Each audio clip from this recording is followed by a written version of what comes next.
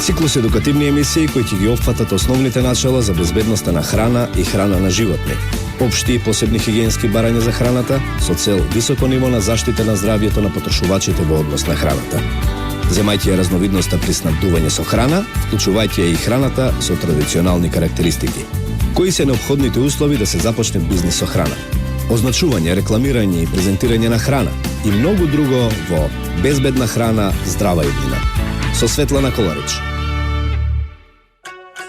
Почитувани слушатели на Радио Слободна Македонија, ви посакувам добар ден од студиото на најслушаното радио во Република Македонија.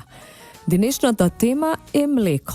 Млекото како незаменлив продукт кој што има голема прехранбена вредност, а која што пред се е заснована на хемискиот состав, односно на составот и присуството на белковини, на масти, лактоза, витамини и минерали. Навистина жал ми е за сите оние луѓе кои што покажуваат алергија кон одреден ни видови на млеко и млечни производи.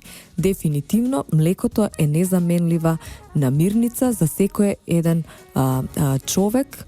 Прво мајчиното млеко, а потоа млекото од крава, млекото од коза, од овца.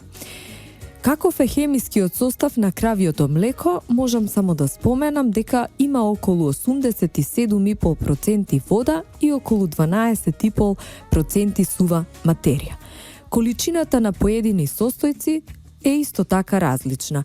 Меѓутоа предничи лактозата, која што е и носител, односно на предизвикувач на алергиите кај луѓето, застапена дури со 4,7%. Понатаму се мастите, белковините, казеинот, албумините, глобулините и минералните материи. Млечната маст е многу полесна од водата и може да ја најдеме во облик на мали куглички или капки, кои што се распрстени низ млечниот серум. И овие куглици, поради малата тежина, се дигаат на површината од млекото, пливаат и оттука тие го формираат тој кремаст покривач кој што има светло жолта боја. Честопати може да се случи да се одземе маста и при тоа да се додаваат друг видови на растителна маст, со што може да дојде до злоупотреба на млекото како производ. Протеините се исто така многу важни хранливи состојки во млекото и представуваат еден есенцијален дел од исхраната кај човекот.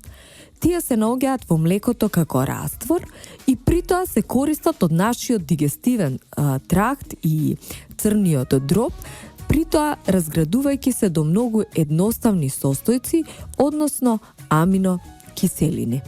Во млекото тие се присутни во облик на казеин, во облик на албумини и во облик на глобулини.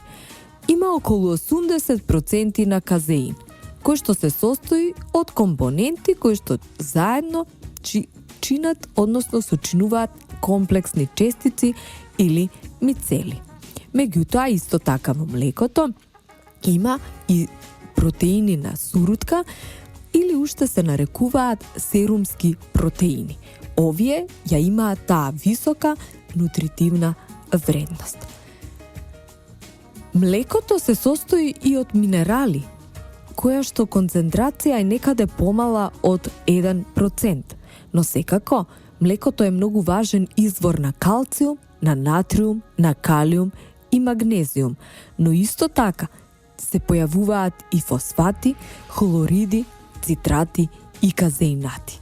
Витамините пак се појавуваат во многу помали концентрации и тие му даваат на млекото вкус, но исто така се многу важни за одржување на многу животни функции. Важен составен дел во млекото се ензимите. Ензими или уште ги нарекуваме катализатори. Тоа се збир на протеини кои што произведуваат живите организми. Они имаат способност за побудување на одредени хемиски реакции и при тоа можат да делуваат на тие реакции. Секој ензим катализира само еден тип на реакција. Неколку ензими можат да се искористат при тестирање на квалитет и контрола на млекото. и ова го прават сите млекарници. При тоа се врши контрола на липаза, затоа што ова е ензим кој што ги разградува мастите на глицерол и слободни масни киселини. Кога ќе настане оштетување на млекото, тогаш липазата веднаш ќе предизвика и промени во вкусот. Доколку имаме вишок на слободни киселини во млекото и во млечните производи, тогаш може да имаме како резултат на ова еден вжегнат вкус. А многу микроорганизми исто така произведуваат липаза. Пероксидазата е исто така ензим кој што се активира кога млекото ќе се загрее на 80 степени Целзиусови. И ова својство го користат сите млекарници се со цел да се утврди дали е постигната температура на 80 степени при пастеризација на млекото. Фосфатазата пак има способност да разградува одредени фосфокиселински естри на фосфатна киселина. Таа се уништува со вообичаена пастеризација, односно пастеризација 72 степени на 15 секунди или така наречена средна пастеризација. И овој вид на ензим млекарите го користат се со цел да утврдат дали имаме успешна пастеризација. Млекото воглавно во Република Македонија е од крава, но исто така помалку имаме од овца и од коза. Млекото од крава знаеме дека доаѓа од виме. Вимето представува една кожна жлезда во која што се создава млекото. Вимето е составено од 4 потполно одвоени жлездени делови кои што се поврзани во една целина. Но треба сите да знаат, посебно оние кои што одгледуваат крави, дека млекото не може да премине од една во друга сиса. Десната и левата страна на вимето се одвоени со еден средишен лигамент. Инаку вимето е многу голем орган, кој што може да тежи дури околу 50 килограми, вклучувајќи го при тоа количината на млеко и количината на крв. Но треба да се знае дека не секогаш големо виме е поврзано и со поголема количина на млеко. Сепак млекото се синтетизира само во секреторните епителни клетки кои што се сместени во една базална мембрана. Неколку алвеоли формираат лобули и од секој лобул излегуваат млечни каналчиња, кои што млечни каналчиња заедно се слеваат во еден млечен канал. Сисата пак се состои од сисни цистерни.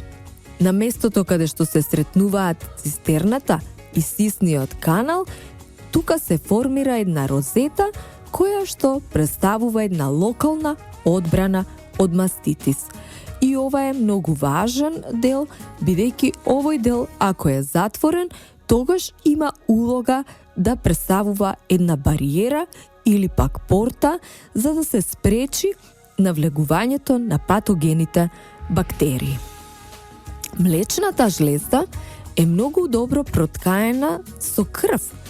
Десната и левата страна имаат и своја артериско снабдување со крв, а примарната функција е секако дека треба да имаме синтеза на млеко и тоа синтеза на млеко со соодветен хранлив состав. За да се произведе 1 литар на млеко, треба да протечат 500 литри крв. За производство на 30 литри пак млеко, низ вимето треба да протечат 15.000 литри крв. Од тука може да се заклучи дека пред се нас ни треба животно кое што има добро здравје. Посебно треба да истакнеме дека здравствената состојба на животното и вкупната енергија треба да се усмери кон производство на млеко, а не да биде усмерена кон одбрана на организмот. Тука е и крајот на првиот дел. Ке ги слушнеме рекламите, па повторно ке се вратиме во студиото на Радио Слободна Македонија. Безбедна храна, здрава иднина. Со Светлана Коларич. Продолжува емисијата Безбедна храна, здрава иднина. Денешниот ден го одвоив за млекото, хемискиот состав, но и да ја спомнеме маката на фармерите во делот дека на вистина за да пласираат еден безбеден производ треба да обрнат внимание пред се на шталата, па потоа на здравјето на животните, но исто така и околу самите ритуали на мозењето на млекото и чувањето на млекото се до неговото транспортирање до млекара. Маката на фармерот не е едноставна и не е лесна и би сакала чисто сите потрошувачи да знаат како тече еден процес на измолзување на млеко, а од друга страна можеби ова ќе биде и позитивно за фармерите кои што не слушаат. Чистењето и перењето при молзење е многу важно.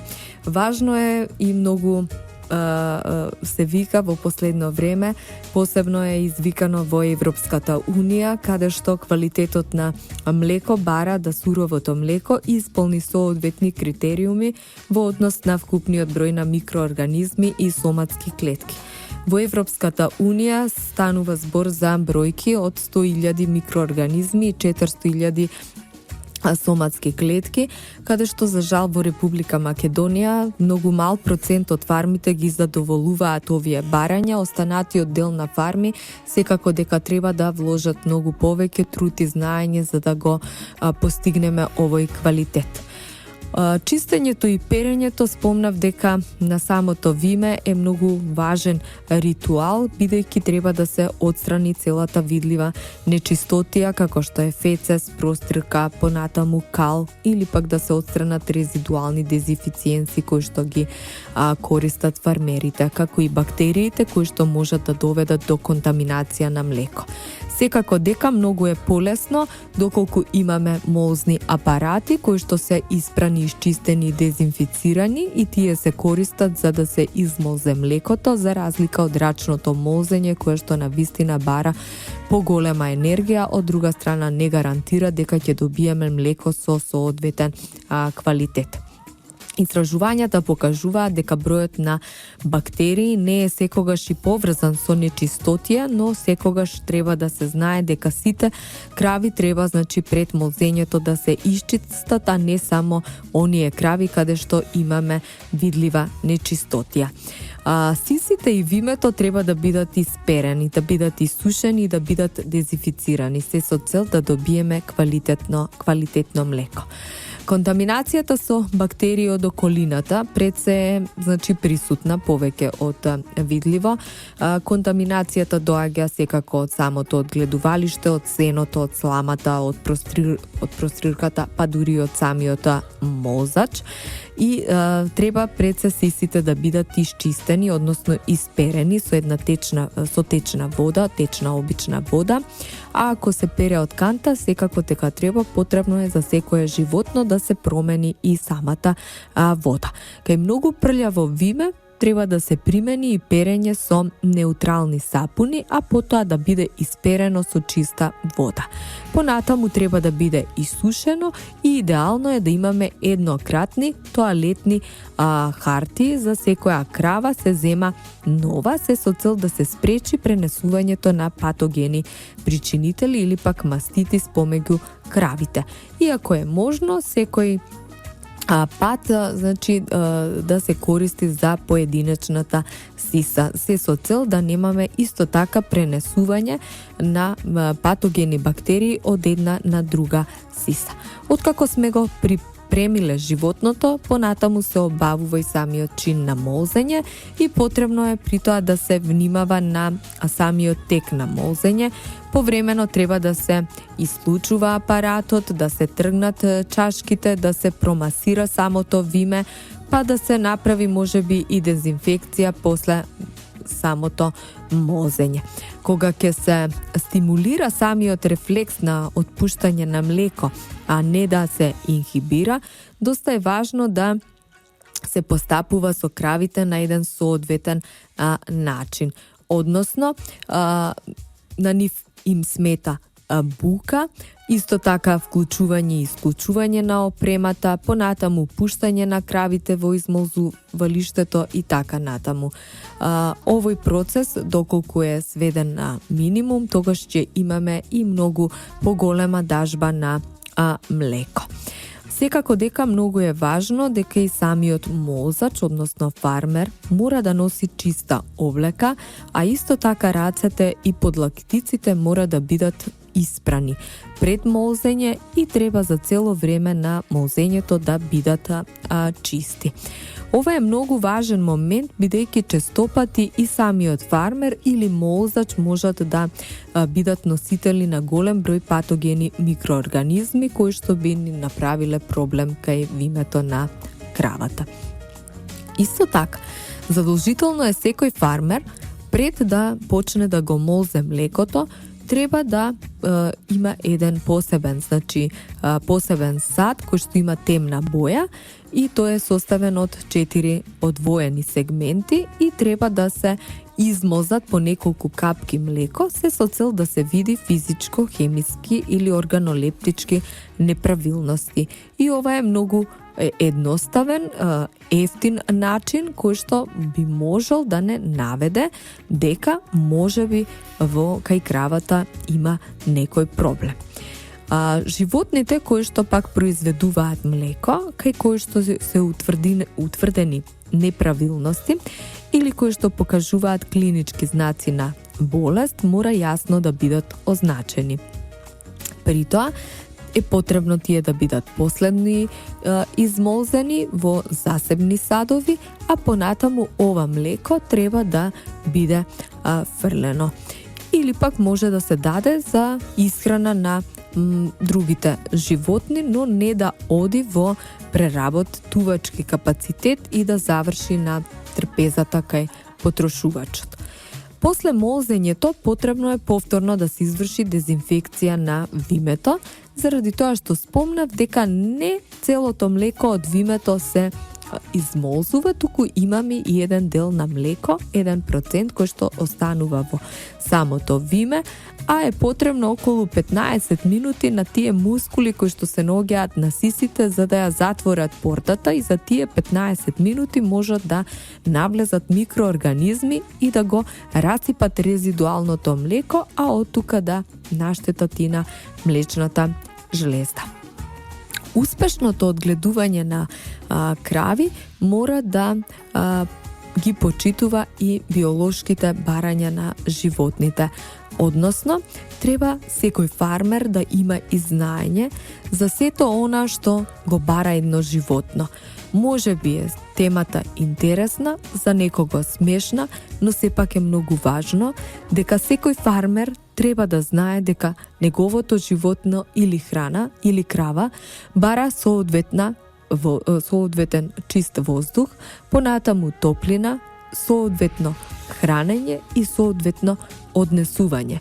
Но сепак ефикасното управување бара и добро знаење за способностите на млечните крави, посебно заради за време на молзењето. Кога крават ќе дојде во новото подрачје, корисно е да се допушти на животните да прво го опипаат новото подрачје и се потребни некаде 2 до 4 пати посета. Кога се работи за молзење, важно е дека да се има на ум и мотивацијата, дека не е ова еден апарат кој што може веднаш да даде млеко, сепак станува збор за животно или пак жив, здрав организам кој што секако дека е важно да му се обрне посебно внимание. Исто така многу важна интеракција е во освен однесувањето на сточарот, исто така и интеракцијата со рака, интеракцијата со глас помеѓу молзачот и помеѓу животните. Животните е битно да добијат една позитивна и една сигурна интеракција со сточарот. Однесувањето на сточарот може да има и директни економски последици. Може да ја охрабри кравата, да влезе во измолзувалиштето и на тој начин позитивно да отпушти целата количина на млеко, но исто така гласот на сточарот може да делува и на производството на кравата. Во многу стада не е необично да животните покажуваат различни облици на абнормално однесување, како што е кружење со јазик или пак грижење на опашката. Тоа може да биде резултат на премала активност, како и недостаток на изразување на едно нормално однесување или пак недоволно храна. Тоа се неколку примери кои што укажуваат дека на вистина на сточарите не им е лесно да добијат сурово, квалитетно млеко кое што треба да стигне до секој потрошувач. Ке направиме кратка пауза. Безбедна храна, здрава иднина. Со Светлана Коларич. Продолжуваме со безбедна храна, здрава иднина. Денешната тема е млеко. Суровото млеко кое што се добива од молзните крави. Во Република Македонија имаме околу 11.000 одгледувалишта на крави или 11.000 одгледувалишта на молзни крави кои што млекото завршува во преработувачки капацитети. Имаме голем број на преработувачки капацитети, бројката радува, но од друга страна ние децата ги растеме со млеко и млечни производи. Зборуваме за суровото млеко, кое што е многу важен пред се појдовен дел од синџирот, пред се за квалитет и безбедност. Контаминацијата кај суровото млеко потекнува доколку се применети недоволни постапки при молзењето, прљави раце од страна на молзачот, прљава опрема и при тоа не се применуваат постапки за чистење и дезинфекција на вимето и сисите пред молзењето. Сето ова доведува до зголемен број на вкупен број на микроорганизми во суровото млеко, а од друга страна, значи нездравото виме пак доведува до зголемена број на соматските клетки во соматските или епителни клетки во суровото млеко. Меѓутоа бројката во Европа вели 100.000 вкупен број на микроорганизми, 400.000 соматски клетки. Дефинитивно во Република Македонија треба да започнеме еден процес кога ќе ги едуцираме нашите фармери, ќе им ги објасниме степ бај степ сите чекори кои што треба да ги применат се со цел на пазарот, односно во нашите преработувачки капацитети да дојде соодветно квалитетно сурово млеко. Контаминацијата која што потекнува од непрепознавање на настанатите промени во млеко се секако од крв, згрушоци, боја, мирис, конзистенција. Физичката контаминација посебно доаѓа од остатокот, значи од прашина, простирка, од кал, од инсекти, од животински влакна. Бактериската контаминација пак потекнува од неадекватното чистење, дезинфекција на молзната опрема, како и танковите на млеко. Хемиската пак контаминација потекнува од резидуите на ветеринарските лекови, хемикалии за чистење опрема и просторија. Сите овие причини доведуваат до една суровина која што нема квалитет, односно не го исполнува квалитетот како што го бара законските и подзаконските акти. Дефинитивно треба да започнеме една нова ера, каде што би издвоиле фарми кои што ги исполнуваат сите оние критериуми кои што и ги бара Европската унија, а и нашите потрошувачи, а сите оние фарми кои што не ги исполнуваат условите да најдеме сили и да најдеме на време да правиме што поголема едукација на нашиот фармер, бидејќи фармерот на вистина посветува 24 часа во својата фарма за животното, но од друга страна треба можеби уште 5% да успееме да добиеме и една квалитетна суровина. За жал, тука е крајот на денешната емисија, иако на тема млеко може да се разговара и многу повеќе. Јас тука ќе направам рез и секако дека темата ќе ја продолжиме во следна емисија. Трговско радио, дифузно друштво, Радио Слободна Македонија. Јас сум Светлана Коларич. Денеска е 17 април 2016 година. Продукција Радио Слободна Македонија. До слушање до следната недела. Поздрав до сите слушатели на Радио Слободна Македонија. Циклус едукативни емисии кои ќе ги опфатат основните начала за безбедноста на храна и храна на животни, општи и посебни хигиенски барања за храната со цел високо ниво на заштита на здравјето на потрошувачите во однос на храната. Земајќи ја разновидноста при снабдување со храна, вклучувајќи и храната со традиционални карактеристики. Кои се неопходните услови да се започне бизнис со храна?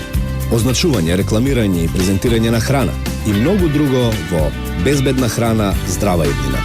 Со Светлана Коларич.